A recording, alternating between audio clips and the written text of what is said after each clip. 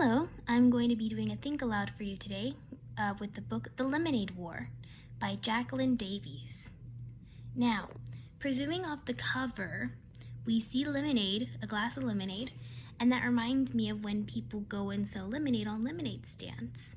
So maybe when it comes to having a lemonade war, we might be seeing multiple people battling to sell more lemonade and make more money.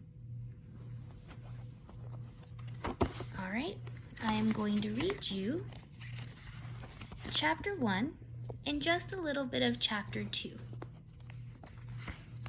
Here we go. Chapter 1, Slump. Slump, a drop in the activity of a business or the economy. So when I see that, I see that when authors put quotes or definitions or a picture, something at the beginning of the chapter, they want you to remember that throughout the chapter. And so we see this word slump, and so that would seem that the chapter is going to be about slumping, a drop in activity. But when I also think of slumping or something around, you're sad, you're upset about something, and so you're not always in the best of moods. And so we see the author relate economy terms, business terms to our story. Just like the title, Lemonade War, it's about making money, seeing who can sell the most. That also all relates together. So let's go ahead and read.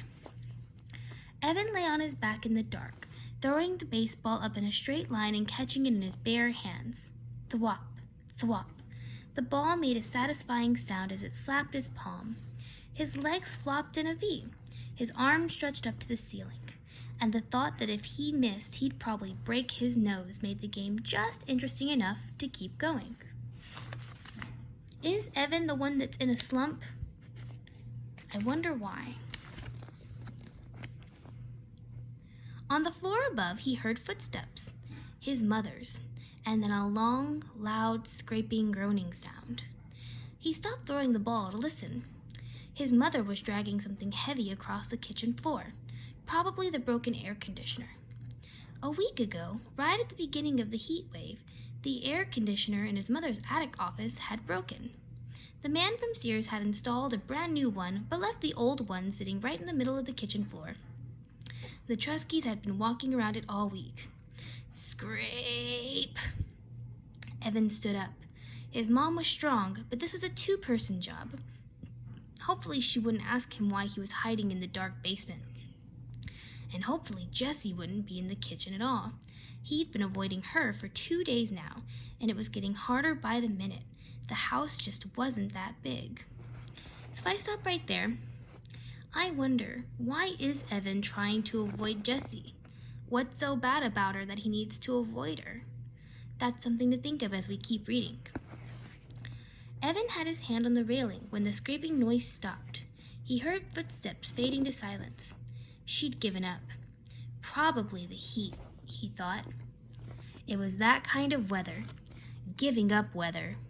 He went back to lying on the floor. So we see that he says giving up kind of weather. I've had those days where it's just too hot or too cold, you don't want to do anything. And Evan seems to be in the same mood. I can definitely relate to that. Thwop, thwop. Then he heard the basement door open. Pshh. Evan caught the ball and froze. Evan? Jessie's voice sounded echoey in the darkness. Evan, you down there? Evan held his breath. He lay completely still. The only thing that moved was the pins and needles prickling in his fingers. He heard the door start to close. Long breath out, but then it stopped and opened again. Footsteps on the carpeted stairs. A black outline of Jessie standing on the bottom step with daylight squirting all around her. Evan didn't move a muscle. Evan, is that you? Jessie took one short step into the basement. Is that? She inched her way toward him, then kicked him with her bare foot. Hey, watch it, would ya? Said Evan, swatting her leg. He suddenly felt stupid lying there in the dark. I thought you were a sleeping bag, she said. I couldn't see. "What are you doing down here? How come the lights are off?" "It's too hot with the lights on," he said. He talked in a flat voice, trying to sound like the most boring person on the whole planet.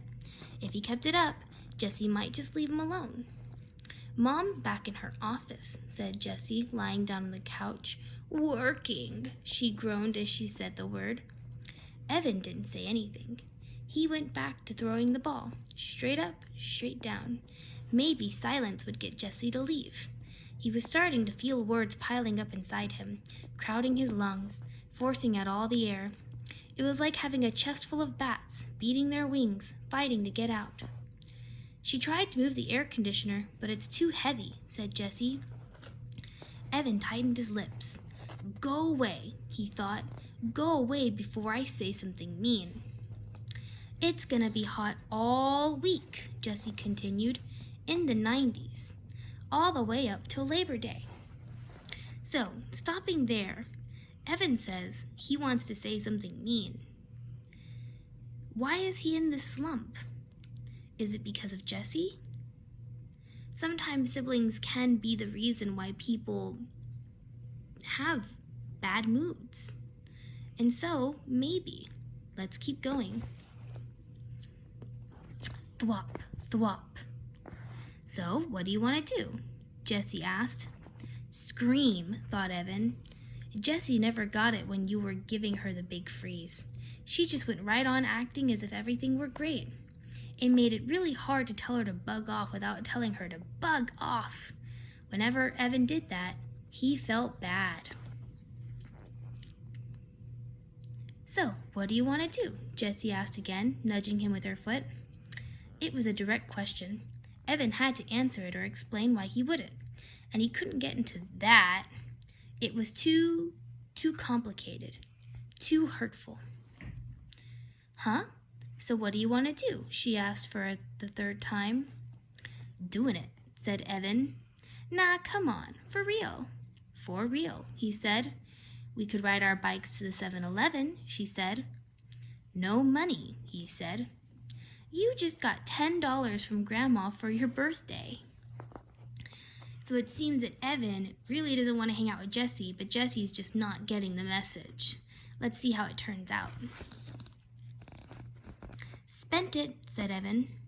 "On what?" "Stuff," Evan said. "Well, Jessie's voice dribbled down to nothing. Evan stopped throwing the ball and looked at her. "What?" Jessie pulled her legs tight to her chest. "Nothin'," she said. "Right," said Evan. He knew that Jessie had money. Jessie always had money squirreled away in her lockbox, but that didn't mean she was going to share it. Evan went back to throwing the baseball. He felt a tiny flame of anger shoot up and lick his face. "Thwop, thwop. We could build a fort in the woods," said Jessie. "Too hot." "We could play Stratago." "Too boring." "We could build a track and race marbles." "Too stupid." A thin spider web of sweat draped itself over his forehead, spreading into his hair. With every throw, he told him, it's not her fault, but he could feel his anger growing. He started popping his elbow to put a little more juice on the ball. It was flying a good 4 feet into the air every time. Straight up, straight down. Pop, thwap, pop, thwap. The bats in his chest were going nuts. "What is the matter with you?" asked Jessie. "You've been so weird the last couple of days." Aw, man, here they come. Here what comes? So if you remember, Evan a while back had thought, "Go away before I say something mean." And so we're getting to that point where probably he's about to start saying those things that are mean. Let's find out if we're right. "I just don't want to play a dumb game like Stratago," he said. "You like Stratago. I only picked that because it's your favorite game. I was being nice, in case you hadn't noticed. Look, there are only 6 days left of summer, and I'm not going to waste them playing a dumb game." Evan felt his heartbeat speed up. Part of him wanted to stuff a sock in his mouth, and part of him wanted to deck his sister. "It's a stupid game." and it's for stupid babies, and I don't want to play a stupid baby game.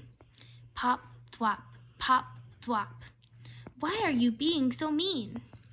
Evan knew he was being mean, and he hated being mean, especially to her. But he couldn't help it.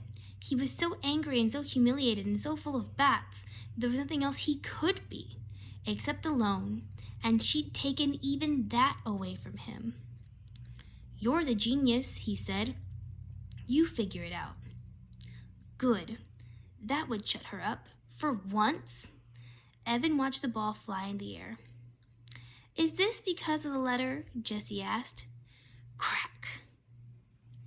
Evan had taken his eyes off the ball for 1 second, just for 1 second, and the ball came crashing down on his nose. Crud! Oh, crud! He curled over onto his side, grabbing his nose with both hands. There was a blinding, blooming pain right behind his eyes that was quickly spreading to the outer edges of his skull. Do you want some ice? He heard Jessie ask in a calm voice. What do you think? He shouted. Yeah? She stood up. No, I don't want any stupid ice. The pain was starting to go away, like a humongous wave that crashes with a lot of noise and spray, but then slowly fizzles away into nothing. Evan rolled to a sitting position and took his hands away from his nose. With his thumb and index finger, he started to pinch the bridge. Was it still in a straight line? Jessie peered at his face in the dim light. You're not bleeding, she said. Yeah, well, it hurts, he said, a lot. It's not broken, she said. You don't know that, he said. You don't know everything, you know. You think you do, but you don't. It's not even swollen. You're making a big deal out of nothing. Evan held his nose with one hand and hit his sister's knee with the other. Then he picked up the baseball and struggled to his feet. Leave me alone. I came down here to get away from you, and you just had to follow. You ruined everything. You ruined my summer, and now you're going to ruin school. I hate you. When he got to the bottom of the steps, he threw the baseball down in disgust. Thud. So if you notice, those sounds, those are onomatopoeias when it says thwap, pop, thwap, pop. But here, it says crack. And it's so funny because it happens right after it says, is it because of the letter? So apparently there was one letter or one thing that it caused Evan to lose his focus, which caused him to hurt himself. And so now we end our chapter with Evan saying that he hates his sister and she's ruined his summer and she's going to ruin school. Let's see what chapter 2 has in store. Chapter 2, breakup. Breakup. Dissolution of a unit, an organization, or a group of organizations. The Justice Department sometimes forces the breakup of a large corporation into several smaller companies. So, I wonder, who is going to break up? Is it going to be Jessie and Evan in their sibling friendship? I think so, but we'll just have to keep reading to find out.